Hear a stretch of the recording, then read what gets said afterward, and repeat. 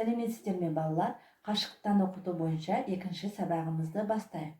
Бірінші сабақта біз план формуласымен танысып, оған есептер шығаруды үйренгенбіз.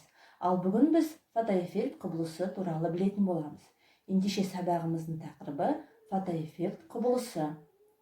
Сабағымыздың жалғасын презентация арқылы баяндаймын.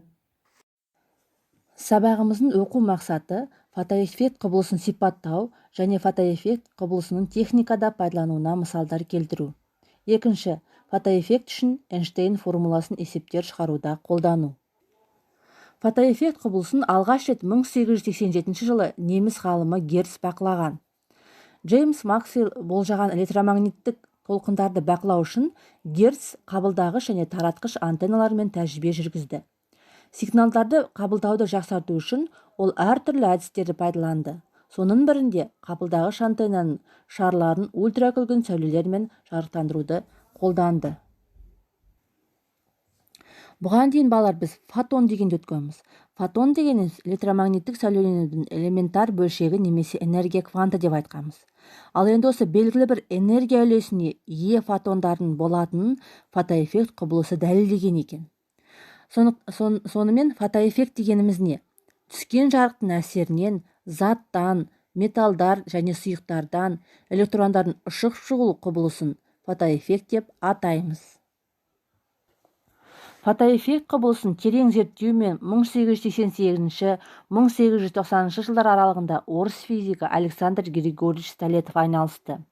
Столетов тәжірибелерінің қорытындысы бойынша сәулелену нәтижесінде мырыш бетінен теріс бөлшектер электрондар босап шығады.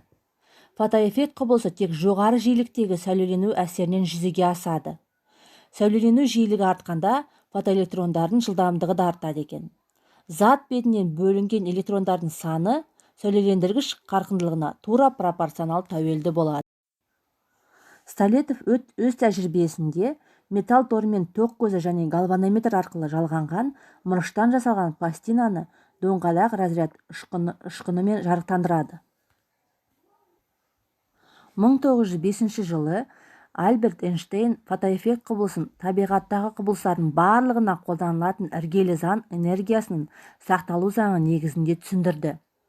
Эйнштейн Планк идеясын әрі қарай дамытып, монохромат жарық шоғының энергиясы әрқайсысы H көбейтілген нью энергия үлестерінен тұрады деген болжам айтты. Сондықтан Эйнштейн формуласы бойынша H көбейтілген нью тең А плюс М көбейтілген В-ның квадраты бөлінген 2 формуласы арқылы анықталады. Фотоэффект құбылысы фотоэлементті ойлап шығаруға байланысты өндірісті автоматтандыруда кеңінен қолданылады. Фотоэлемент дегеніміз түскен жарық әсерінен электр тоғы пайда болатын құрылғы. Фотоэлементтер арқылы көшедегі жарықтандырғыш қосып өшіріледі. Қақпақшалар, шлагбаумдар автоматты түрде жабылады. Апатты жағдайда қуатты пресстер тоқтайды. Фотоэффект құбылысының арқасында бейнелерді қашықтыққа тасымалдау мүмкін болып, телевизия пайда болады.